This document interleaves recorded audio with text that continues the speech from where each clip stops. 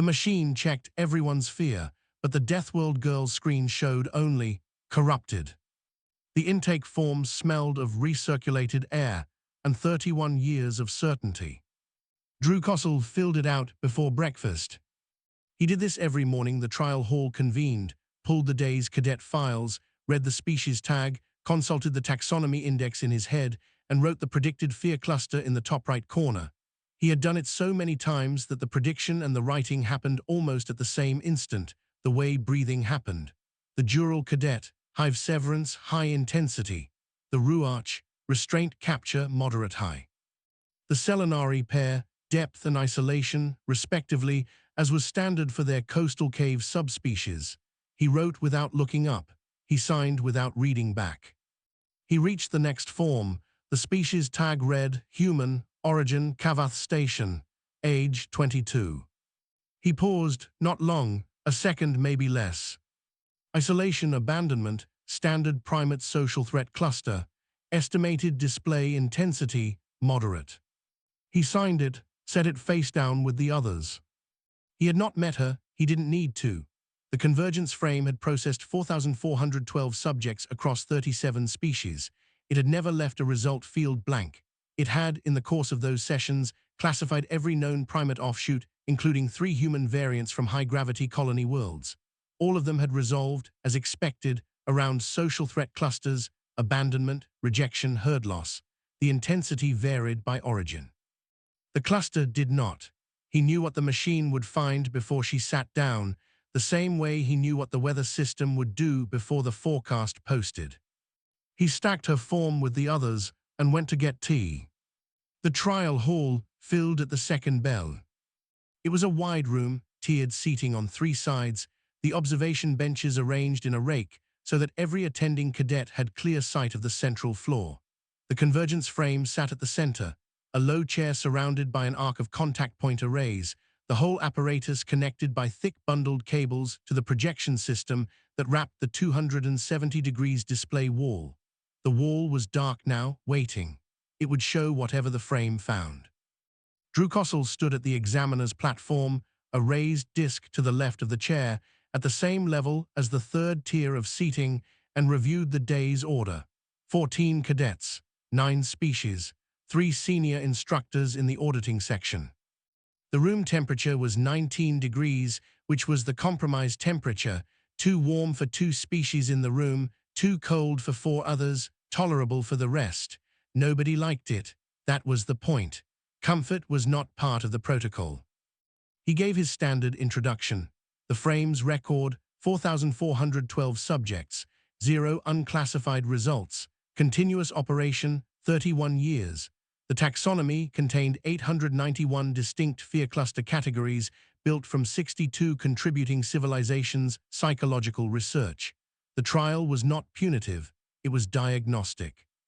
Every officer who graduated this program would know their own worst vulnerability, and so would the command structure above them. He noted that results were displayed publicly. This was also intentional. 2 cadets ahead of Sable Orin were processed without incident. A dural cadet, crystal-armored, 4-limbed, known for emotional control, sat in the chair and lasted 6 seconds before the projection wall filled with a hive collapse image, tens of thousands of her kind, severed from their colony bond, drifting. She wept quietly without apparent shame. Her predicted cluster field matched. Drew Kossel signed the form and moved it to the completed stack. The Ruach cadet was next. His cluster appeared in 11 seconds. Physical restraint, a binding image in the Ruach aesthetic, chains rendered in their own visual language. He snarled at the wall and then looked away. His predicted field also matched. Drew Kossel signed. The frame was functioning perfectly. The temperature was 19 degrees. His respiratory sac, the 6-chambered structure along his lower thorax that expanded under cognitive stress, an involuntary V3 tell he had spent 31 years learning to manage, was flat and calm. Sable Orin entered the hall with the 6th cohort group. She was smaller than most of the cohort, compact, no visible augmentation, none of the stress markers that most species displayed when entering a public evaluation space. No elevated color in the skin, no elevated gait speed, no protective clustering with the cadets around her. She looked at the 270 degrees wall when she came in. Then she looked at the chair. Then at nothing in particular, the way someone looks at a wall they're about to paint and already know the color of. When her name was called, she walked to the chair without ceremony. She did not adjust it. She sat down the way she might sit down for a meal. Drew Kossel noted for the record that her affect was within expected human range for mild situational stress. Respiratory rate, normal, no observable perspiration. He glanced at her intake form. Isolation abandonment, moderate. He expected 4 to 6 minutes. He expected the wall to show something social, a crowd turning away, a door closing, an empty room. Humans displayed predictably on that cluster. He had seen it 3 times. He initiated the frame. The contact point arrays activated. The electrodes connected. Sable's vitals appeared on his secondary monitor, heart rate 74, blood pressure slightly elevated, within human normal for mild situational stress, exactly as predicted. The projection wall came to life, flickering through its initialization sequence, the faint amber glow of a system preparing to show something. The frame hummed to life. Data topology began to form on the display, the usual initial architecture of a limbic response establishing itself, like watching a city map draw itself from the center out, the main structures appearing first, the smaller branches following. Then the cascade. He saw it first on his secondary monitor, where the frame's raw output fed alongside the projection. The amplitude spiked, not erratically, but enormously, as if the machine had found a signal it wasn't scaled for. The topology on the wall didn't collapse, it overfilled. What should have been one dominant fear cluster image assembling itself was instead dozens of partial images, each beginning to form and then distributing outward, dissolving into the next one, none of them reaching resolution. The taxonomy index in the frame's classification engine began scrolling, faster than he had ever seen it move, faster than the machine's visible interface was designed to display, the categories flickering past in a blur. The projection wall showed nothing coherent. Not an image, not a scene. A texture, almost like interference, like the static between 2 frequencies that kept almost forming into something and then spreading before it could resolve, distributing into the larger pattern again before any shape could hold. The frame outputted, corrupted. The wall cleared, the machine went to idle state. Drew Kossel stared at the output tag on his monitor. He had never seen it before. It was in the frame's technical documentation. He had read the documentation twice, when he first took the posting, and once again after a minor calibration error 7 years ago. Corrupted was a hardware error state. It appeared when the machine could not interface with the subject's biology at all. Wrong species neurochemistry, mechanical failure, no neural connection achieved. It was not a classification. It was the machine saying the scan could not happen. But Sable Orin's vitals were on his monitor. Heart rate 76, slightly elevated from the start of the scan, within normal human range. The frame had connected. The interface was successful. The data topology had formed. The machine had read something. And then refused to name it. His respiratory sac inflated. Just slightly, a centimeter of outward pressure, barely visible. He was aware of it. He deflated it by conscious effort, the way he had learned to 31 years ago, and looked at the room.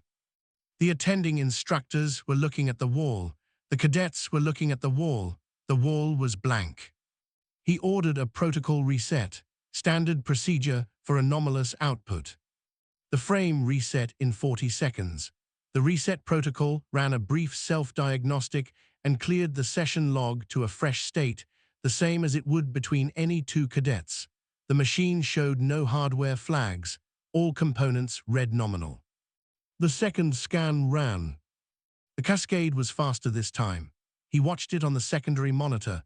The data topology formed in the first 8 seconds, normal initialization, and then the amplitude spike hit earlier, as if the machine already knew the topology it was about to encounter and was skipping ahead to the part where the classification engine failed.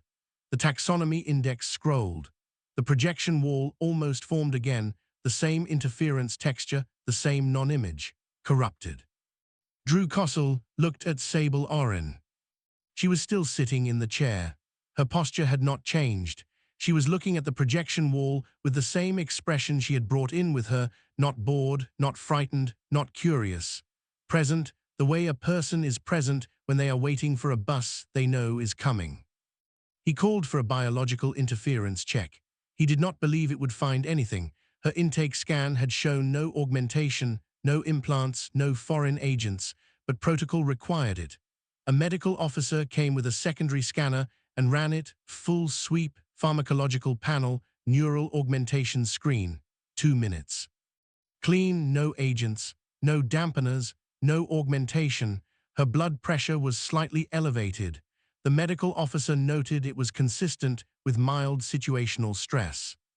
Cadet Oren, his voice was flat. He had been using this voice in this room for 31 years. Did you experience anything during either scan?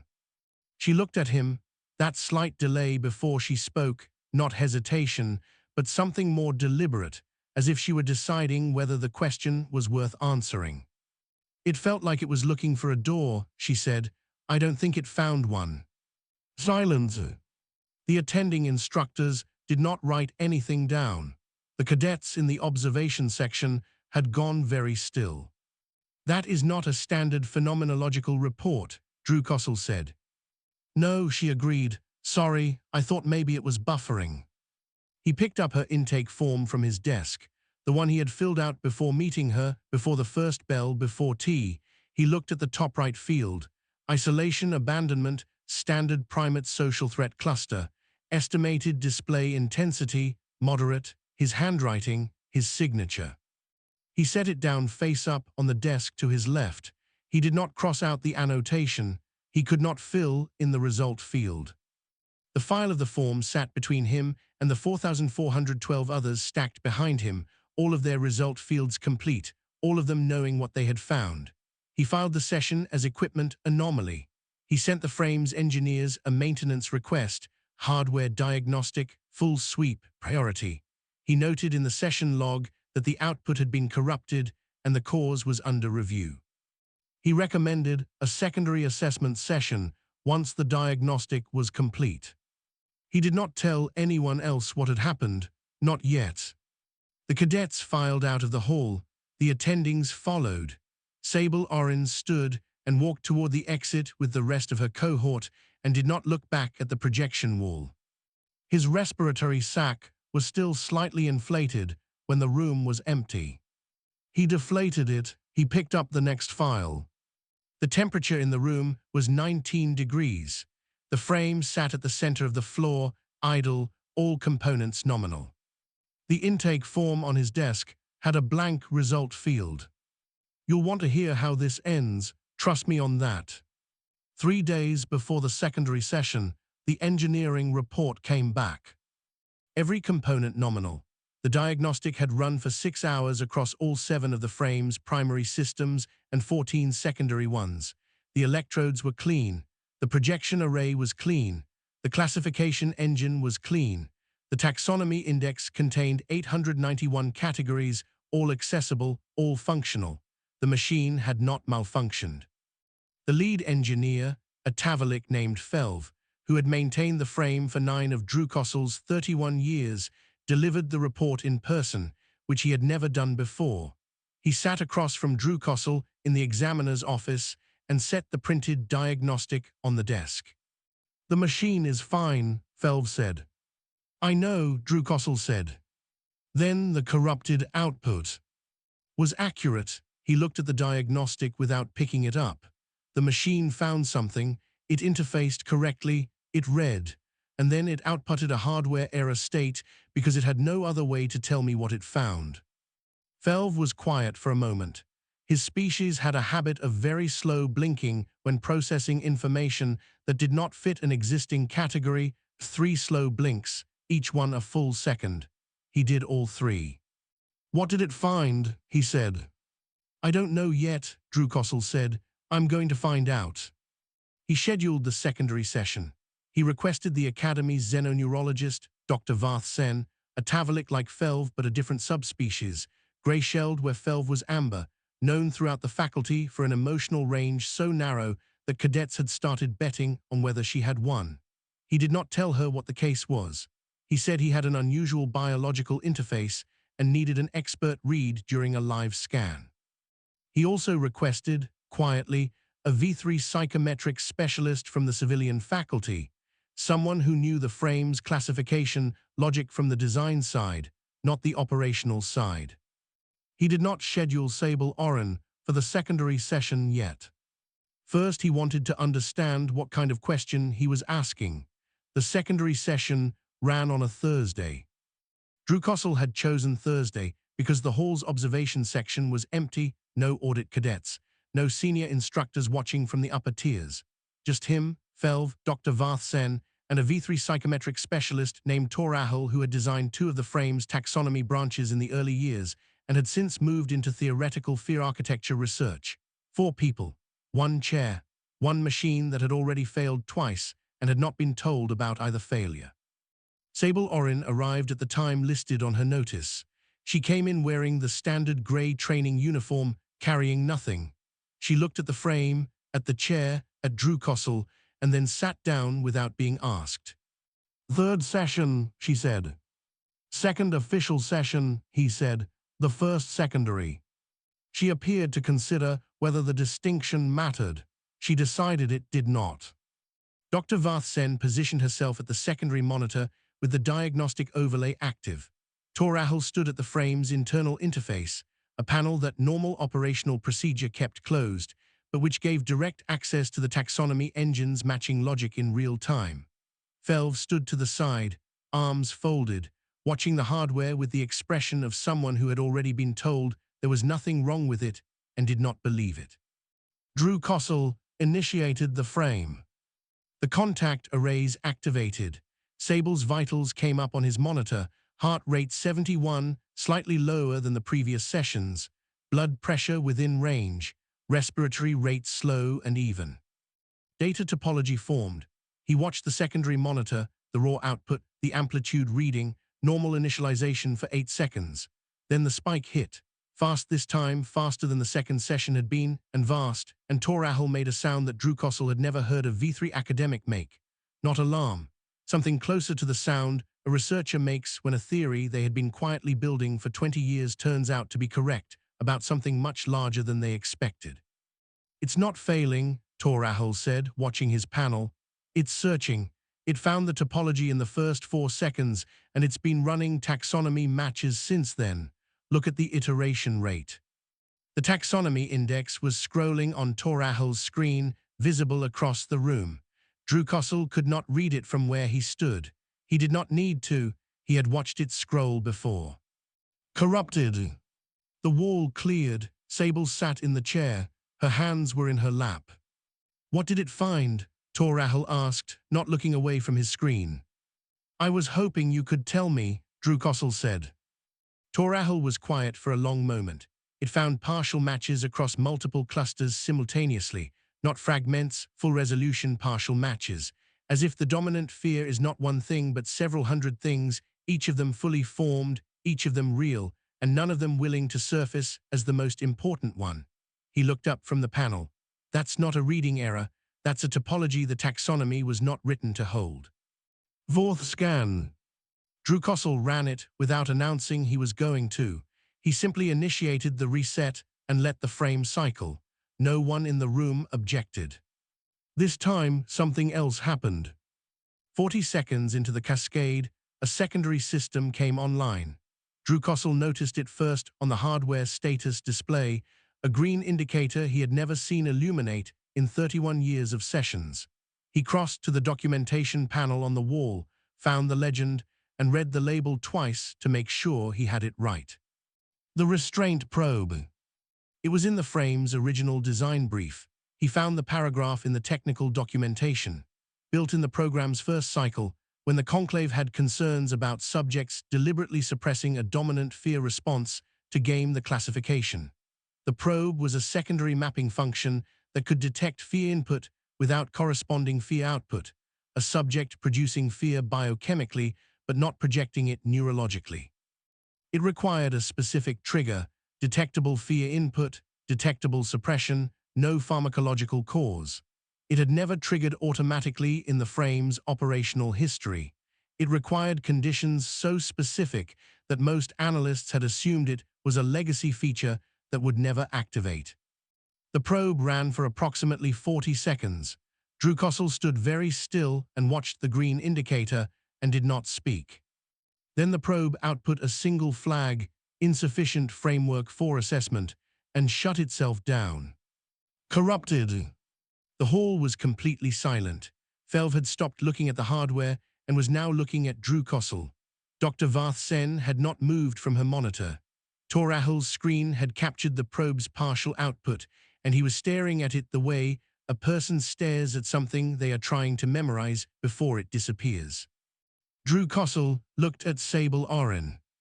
"The probe ran," he said. "I felt something change," she said. "The second part of it. It felt different from the scan, like it found something and then got embarrassed about it." No one in the room laughed. The description was not wrong. His respiratory sac was fully inflated. He had stopped trying to manage it 2 scans ago. He sent Felv and Tor Ahel out together, with the probe's partial data and instructions to write up what they had seen without speaking to anyone else about it. Then he sat down across from Dr. Varth Sen.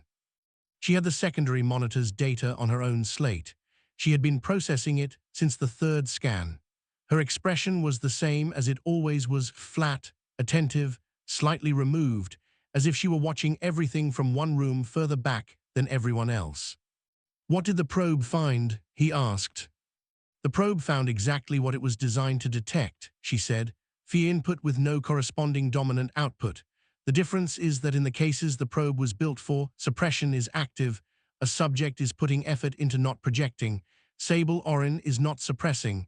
There is no effort. There is no mechanism holding the fear back." She paused. "The fear is going somewhere else." "Where?" "Into function." She set the slate on the desk between them. "Most biological minds organize fear around dominant image clusters. The thing most likely to kill you, the loss most likely to break you. The frame reads the dominant cluster, identifies the projected image, and classifies it. Cadet Oren has no dominant cluster. She has what the probe managed to map in 40 seconds before it ran out of framework, hundreds of minor fear inputs, each of them fully real, each of them active, none of them peaking." Drew Kossel waited. "They appear to be load-bearing," she said. "She does not suppress fear, she does not eliminate it, she has distributed it, the way a pressure hull distributes load, not by resisting at one point, but by spreading it across the structure until no single point carries enough to fail." She looked at him directly. "The frame found the load. It simply has no drawer to put it in." The room was very quiet. The temperature was 19 degrees. "Is she suppressing it?" he said slowly, "or is this structural?" "Structural," Dr. Varth Sen said. "Suppression requires effort. This does not. I think something broke in her once, and it healed this way." He looked at the intake form on his desk. He had brought it in from the examiner's office because he wanted it in the room during the scans, a habit or a compulsion or something he had not examined closely. The top right corner, isolation abandonment, moderate. His handwriting that morning before the first bell. The result field was blank. "What does this mean?" he said. "For classification." "The taxonomy has 891 categories," Dr. Varth Sen said. "It was built on the assumption that fear has a dominant form, hers does not. I cannot classify what has no peak." She stood, picking up the slate. "I also want to note the probe terminated itself. It did not fail. It ran its assessment, reached the limit of its own framework, and stopped. That is not malfunction, that is accuracy." She left. He sat alone in the empty trial hall, at the examiner's platform, with the blank form and 4,412 completed ones stacked in the cabinet behind him, every one of them knowing what it had found. 2 things happened in the following week that he had not expected. The first was that 2 of the senior instructors from the original session submitted formal inquiries through the Academy's administrative channel, asking about the status of Cadet Oren's fear mapping certification. They had seen the blank wall. They had seen him file the session as equipment anomaly. They were not, their messages implied, entirely convinced. The second was smaller, and he almost missed it. A cadet from the Ruach cohort, the one who had snarled at the projection wall during his own session, passed Sable Oren in the corridor outside the trial hall the day after the secondary session. Drew Kossel was at the corridor window filing a note and happened to be watching. The Ruach cadet was 3 body lengths taller than Sable, bilateral symmetry, visible tension in the shoulder joint that Ruach cadets carried as a default. He saw her coming and stepped aside. Not out of politeness. Ruach cadets did not step aside out of politeness. They stepped aside when they had assessed something and decided the calculation favored it. Drew Kossel watched him go and then looked back at Sable, who had not appeared to notice and had continued walking in the same direction at the same pace. He responded to the senior instructor's inquiries with a standard administrative acknowledgement. He told them the assessment was under specialist review and a finding would be issued in due course. Then he filed a request to convene a sealed review board himself, the deputy administrator, Dr. Varth Sen, and 2 observers from Conclave's Central Command, whom he had contacted quietly, through channels that bypassed the Academy's regular administrative log. He did not tell the review board what the probe had found. He wanted to tell them in person, in a room with no record. And then, before any of that could happen, Sable Oren's training schedule file crossed his desk as part of the standard cohort rotation review, and he saw, without looking for it, without having any reason to look, that her next 3 scheduled assignments included a standard pressure tolerance assessment in the Academy's environmental testing bay. He looked at the assessment parameters, standard procedure, designed for species with known pressure tolerance ranges, run weekly on rotating cohort groups as part of the physical certification track. He looked at her origin code, Kavath Station. He looked at the assessment parameters again. Then he pulled up the Kavath Station Environmental Record, Public Registry, Conclave Archives, and began to read. The Kavath Station Environmental Record was 43 pages long, and Drew Kossel read all of it before the second bell. Not because he had planned to. He had opened it expecting a standard mid-orbit platform assessment, atmospheric bleed percentages, pressure variance logs, routine maintenance notation. The kind of file that explained a cadet's physical baseline in 2 pages and then stopped. He had skimmed the first section in under a minute. Then he reached the incident logs. Kavath Station had experienced 31 documented breach events in the 22 years between its commissioning and Sable Oren's enrollment. Not simulated, not training exercises. Actual hull failures, microfractures from the Class 9 atmospheric bleed below, pressure cycling that exceeded the station's rated tolerances twice per standard year, events logged by the station's safety office under the heading maintenance critical rather than emergency, because the word emergency implied something outside the expected range. On Kavath Station, this was the expected range. The incident logs were precise. Each one listed the affected sector, the response time, the duration of partial atmosphere, and the age of the youngest person present during the event. He found her name in 11 of them. Not as a victim, not as a casualty report. As a respondent, the field crew lists that documented who had been in the affected sector and had participated in manual pressure restoration. She appeared first at age 14, then 16, twice at 17. The logs noted completion times, seal integrity after repair, atmospheric restoration rates. They did not note fear responses. They were not that kind of log. He closed the file and sat very still. The blind spot that had sustained him through 31 years, that the trial contains every subject, that the framework is total, that the machine reads what is there, had just encountered something the framework was never designed for. He had assumed her fear architecture was an anomaly, a biological curiosity, something that might, with the right specialist tools, resolve into a classifiable form. The logs said otherwise. Her fear architecture was not anomaly, it was maintenance record. He opened a new document and began composing the summons for the sealed review board. The review chamber was on the level below the trial hall, accessed by a corridor that most cadets never saw. It was a smaller room low ceiling, a rectangular table, no projection wall, no observation seating. Whatever happened in this room was not meant to be watched. Present, Drew Kossel, Dr. Varth Sen, the Academy's Deputy Administrator K. Vorath, and two observers from Conclave Central Command, a Tavalik named Sol, who handled species assessment policy, and a Jural named Kivrik, who had not introduced herself by title and whose presence on a sealed board for a single cadet assessment implied a level of institutional attention that Drew Kossel found quietly unsettling.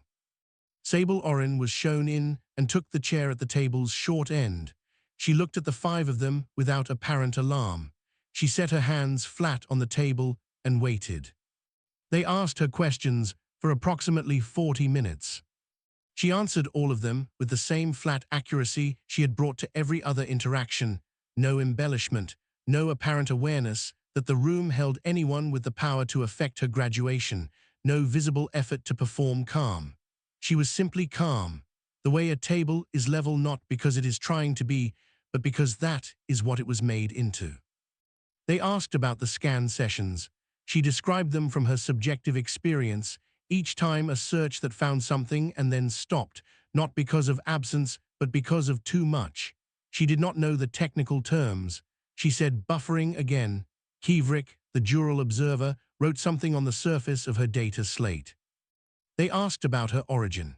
She described Kavath Station the way someone describes a neighborhood, the atmospheric bleed that made pressure events weekly rather than monthly, the maintenance cycles she had grown up in, the decompression drills that became, over enough repetitions, just a thing that Thursdays sometimes were. Then Sol asked about Sector 9. Sable was quiet for a moment, not the one-beat delay he had come to expect, longer. The hull failure in the maintenance corridor, she said. Yes. She told them she had been 9 minutes inside a partially compromised sector, one emergency alcove with limited atmosphere, the rest of the corridor in vacuum. No suit. She had not been scheduled to be there. She had gone in to check a pressure seal that had flagged on the monitoring system, and the corridor lockdown had triggered behind her before she reached the exit. She had found the alcove. She had stayed in it. At some point during those 9 minutes, she had understood, with full biological certainty, that she was going to die. The panic peaked, she said. It was the loudest thing I'd ever felt. Then I started counting backward from 5,000. She paused. I reached 4,906 when the rescue drone came through the secondary airlock. The room was quiet. You survived 9 minutes in vacuum-adjacent conditions without cardiac event, Sol said. My heart rate was 142 when they got me out. The medics were more upset about it than I was. Drew Kossel heard himself speak before he had decided to. What happened to the fear after that? She looked at him.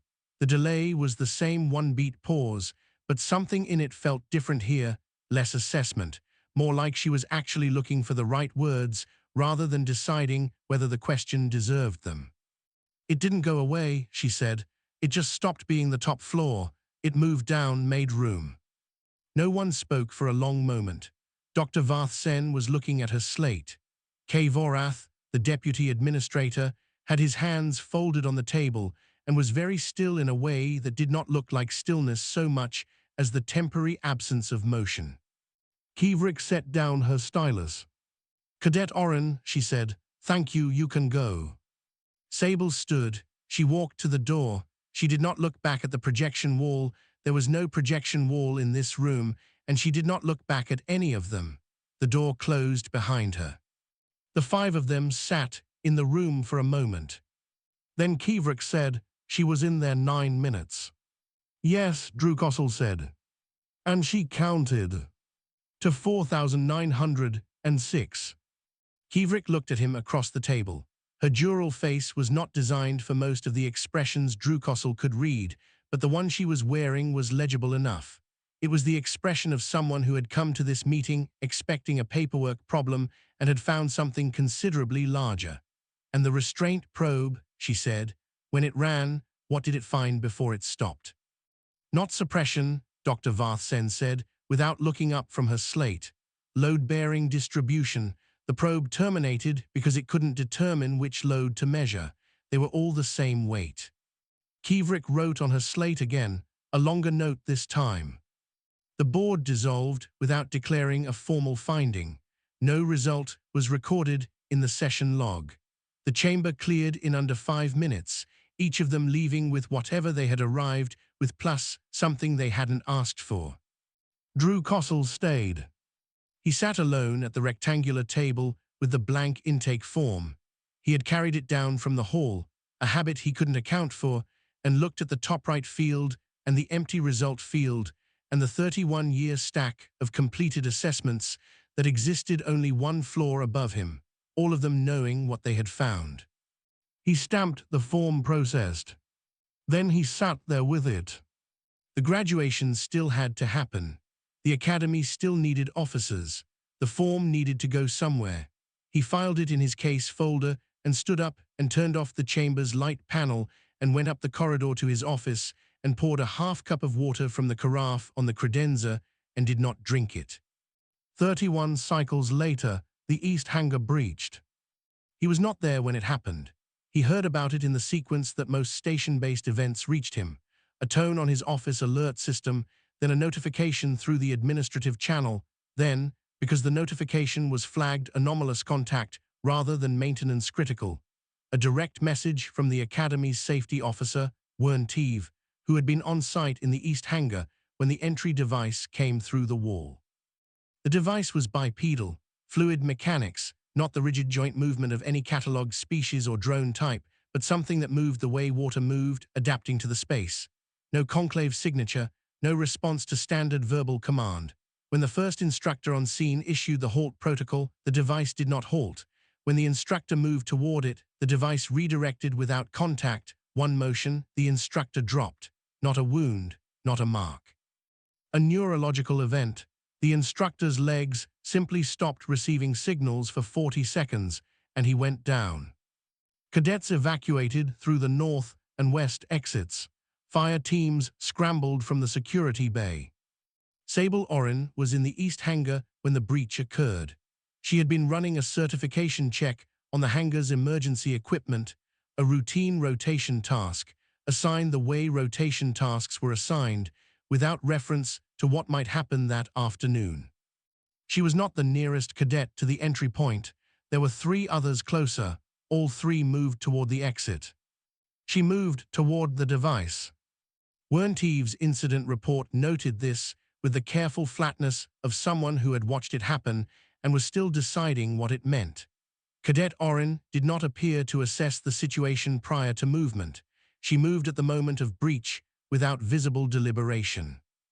What she did next was not a fight. She was not armed, and the device was not something that could be fought with what she carried.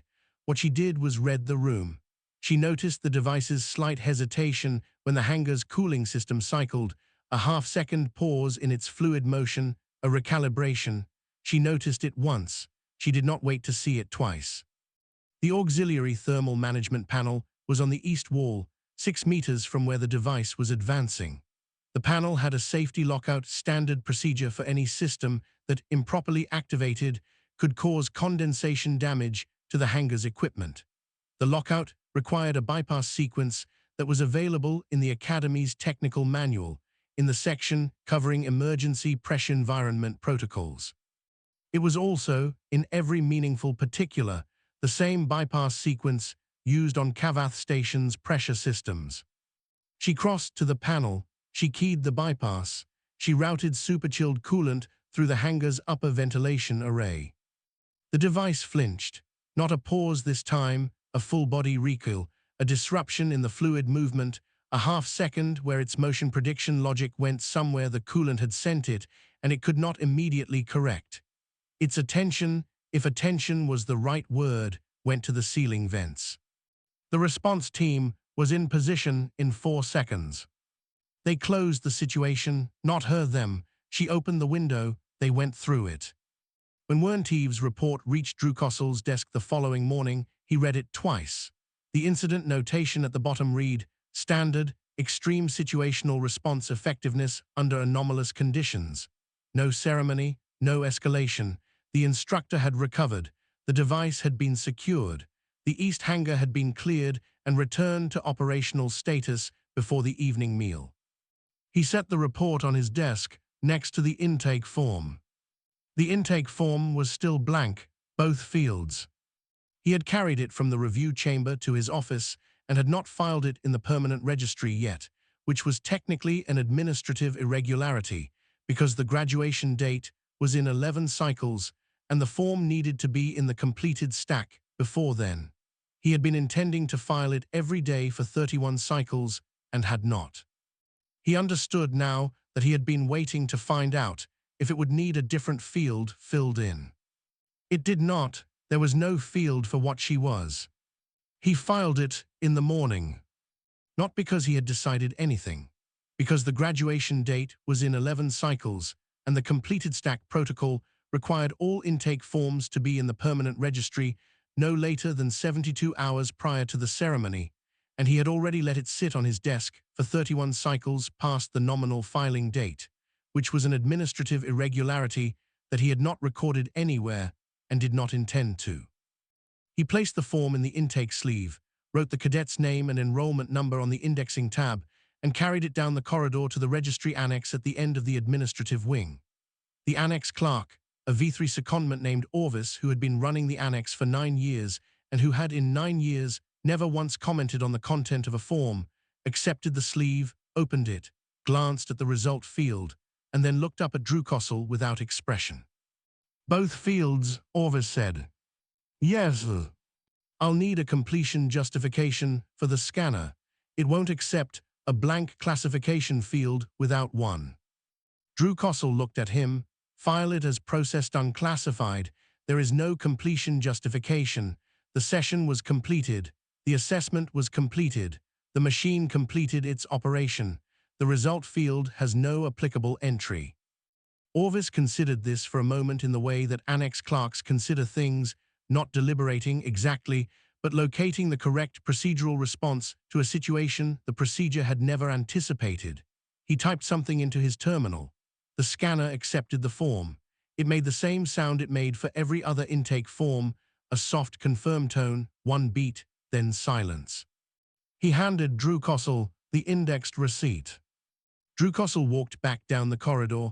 His respiratory sac was quiet for the first time in 31 cycles. He noticed this and could not account for it. He had filed the form. Nothing had changed. The result field was still blank. The taxonomy still had no category for what the machine had found.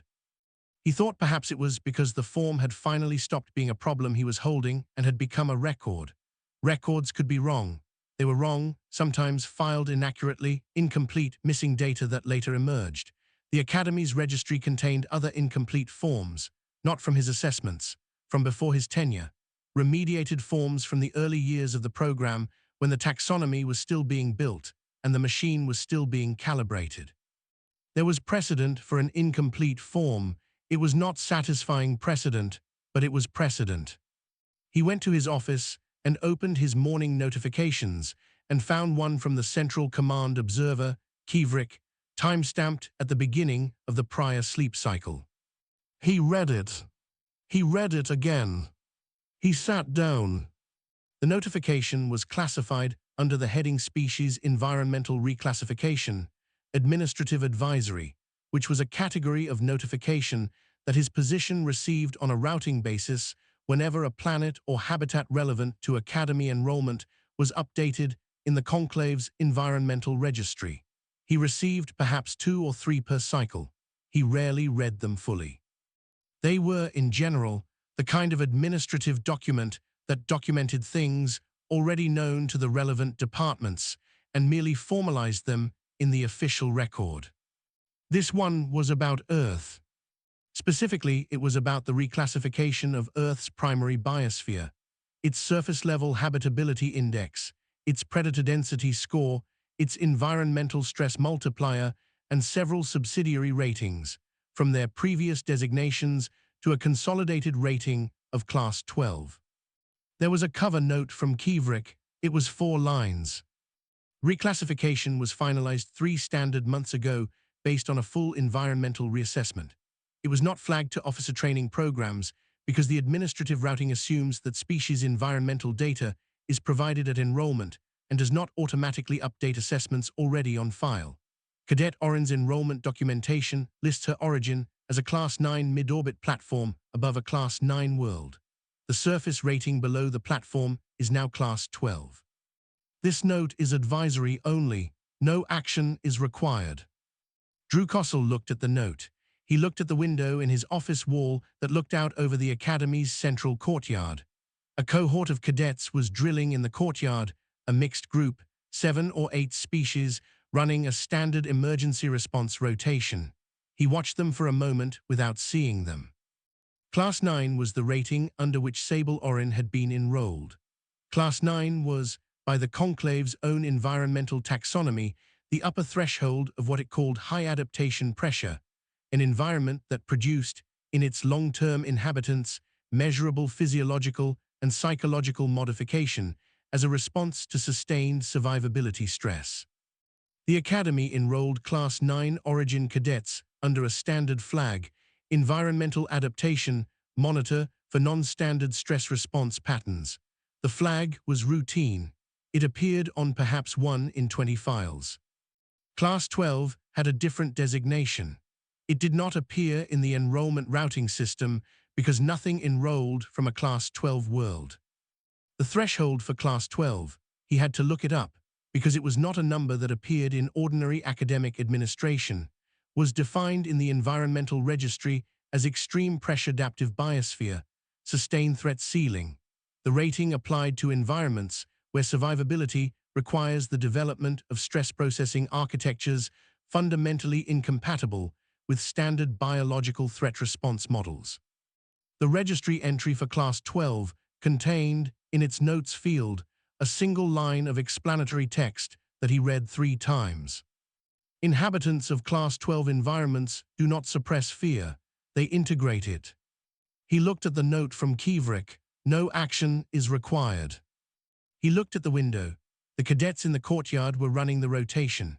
One of them, a Slaven, distinguishable by the partial wing fold, was moving slower than the others. A cycloid flight injury, Drew Kossel recalled seeing the medical notation. The rotation called for a 4-point equipment carry, and the Slaven was managing 3 of the 4 carry points. Someone else was carrying the 4th. He looked more carefully. Sable Oren was not scheduled for courtyard rotation today. She was, according to the day's assignment matrix, in the equipment bay running certification checks. She was in the courtyard.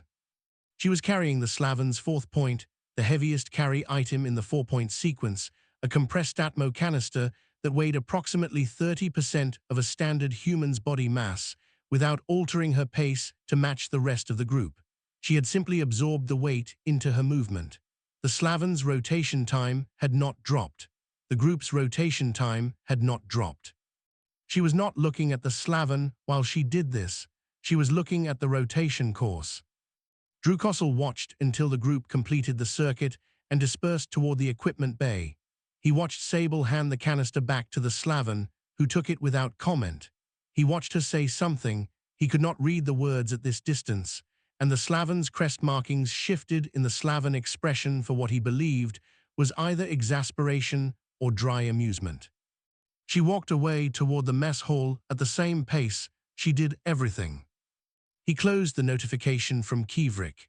He opened a new document and began composing the internal memo he had been constructing in his mind for 31 cycles, which was not the memo about the frame. He had already drafted that one, but the other one, the one about the taxonomy, the one about Class 12.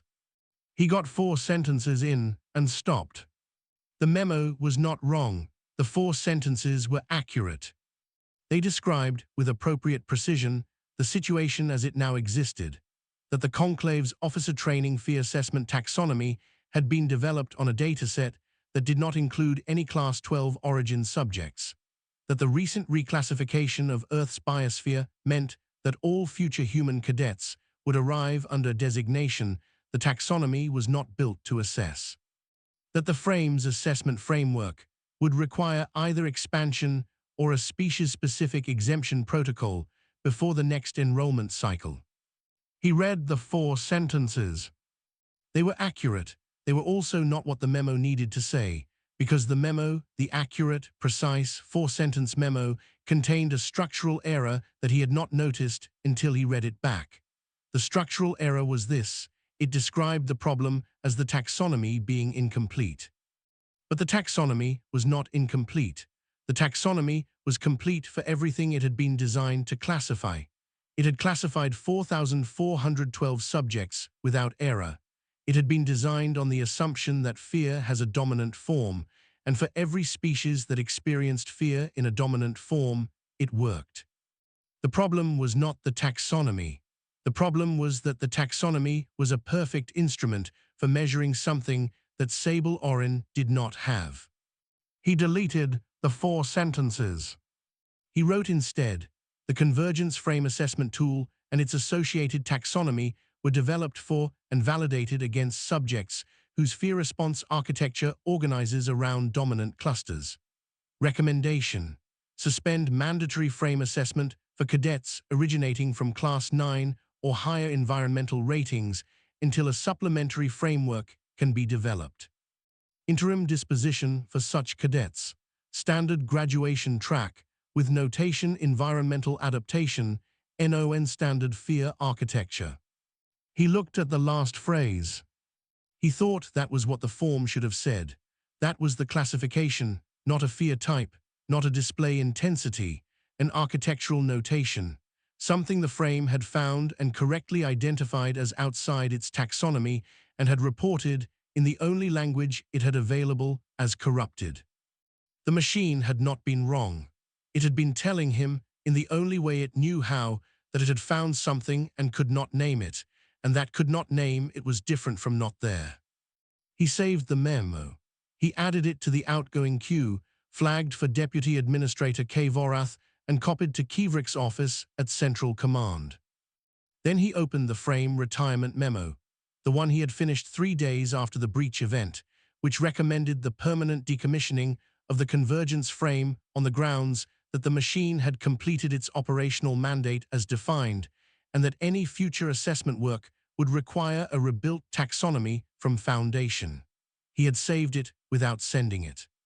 He read it once, it still said what he meant. He sent it.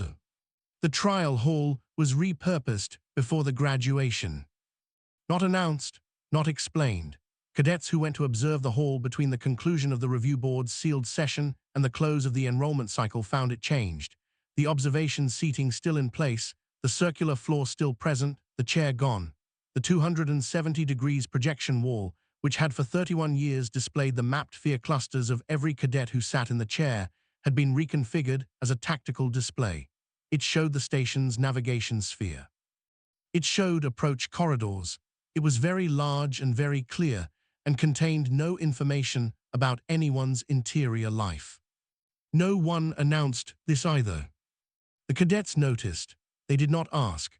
That particular silence, the kind that settles into a space after something that cannot be explained has been officially unexplained, had a texture to it that Drew Kossel recognized from exactly one prior experience in his career, which was the cycle 3 years into his tenure when the Academy had retired a different system, for different reasons, without comment. The difference was that 3 years into his tenure, everyone had known why the system was retired. They simply had not said it. This time he was not certain that everyone knew. He thought most of them suspected. The Jural cadet who had wept during her own assessment had been observed twice, beginning to move towards Sable in the mess hall, and then redirecting without completing the approach. The Ruach who had, in the first week of the enrollment cycle, referred to the human intake group as soft-bodied and surplus was now ensuring, with a consistency that read less like consideration and more like instinct, that his path through any shared corridor cleared before Sable moved through it. Sable, to the extent he could observe her, appeared to notice this in the same way she appeared to notice everything. She registered it, assessed it, and determined it was not worth responding to. The one-beat delay, the flat accuracy. She lost 2 sparring matches against a Selinari in the 4th week. She filed the losses in the training log without annotation. She argued at length and with specific complaints about the protein bar rotation in the mess. She had apparently opinions about the third shift distribution that she considered structurally unfair, and she expressed these opinions to the nutrition officer with the same precise, unhurried delivery that she used for everything else. The nutrition officer, a Tavalic who outranked her by 3 grades, listened to the full argument, changed the rotation. Drew Kossel heard about this from Wern Teve, who had heard it from the Tavalic, who had described the conversation as unexpectedly persuasive. He noted it.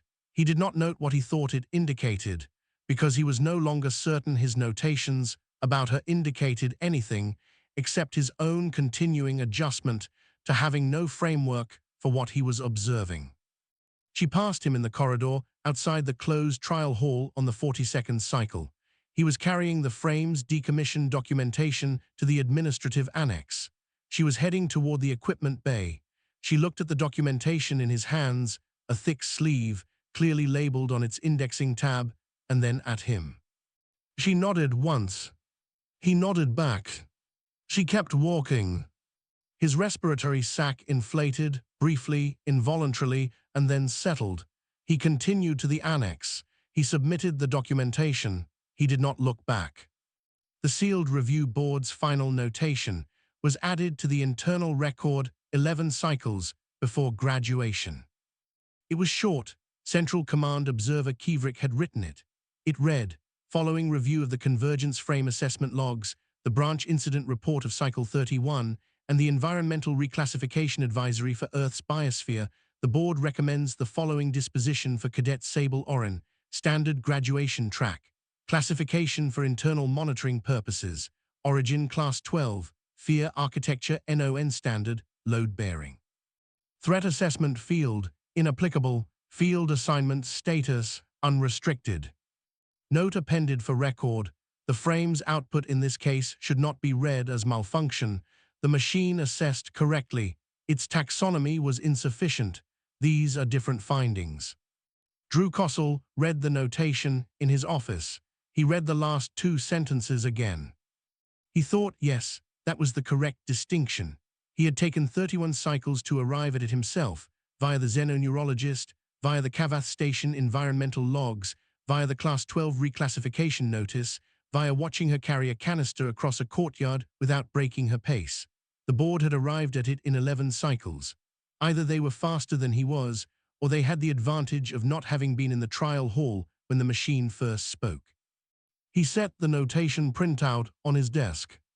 He picked up the frame's decommission receipt, which had come back from the annex that morning. 1 confirmation line, 1 date. The frame had been operational for 31 years and 4,412 assessments. The receipt did not note any of this. It noted the component weight and the storage bay assignment. He filed it. Graduation was at the second bell of the administrative day. He processed the cohort files in alphabetical order, the way he always did. He had processed 14 graduation cohorts over the course of his tenure. The processing was not ceremonial.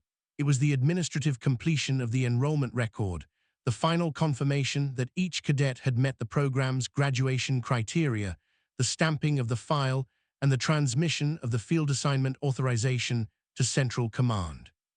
He had prearranged the files in alphabetical order, which placed Sable Orin's sleeve near the top of the stack. He had not planned this. He had simply arranged them alphabetically. He opened her file. The intake form was on top. He had placed it there. He could not remember when, at some point during the 31 cycles, it had spent on his desk before he filed it. The form had come back with the file when the registry returned the full enrollment package, as was standard. The indexing clerk had placed it on top. Isolation abandonment, moderate, his handwriting, his certainty, his 31-year record. He looked at it for a moment.